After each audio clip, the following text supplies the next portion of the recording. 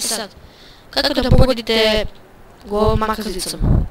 Ako, na primjer, igrate utakmicu i dobijete neki faul na nekih 20 do 25 metara, a najbolja situacija je kada dobijete ovom polukrugu negdje faul, onda imate veliki šans da poznate go makazicom.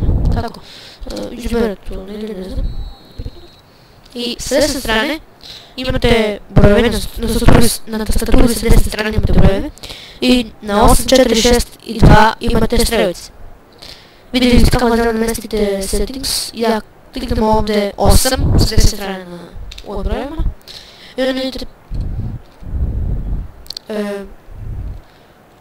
onda faktički ključni igrač u ovo slobodnjak i možete dodati bilo šta, ja ću izaberem nekog igrača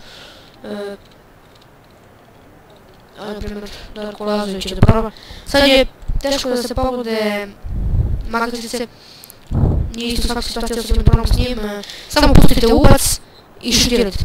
Znači kliknite kod mene ubac, samo to kliknite i šutnete sa tim igračem koji je stao ispred živog zida i eto, najvjerojatnije ćete pogoditi, odnosno najvjerojatnije nećete pogoditi jer je teško. U nekim dobrim situacijama, na dobrim pozicijama i sa dobrim igračima najvjerojatnije ćete pogoditi.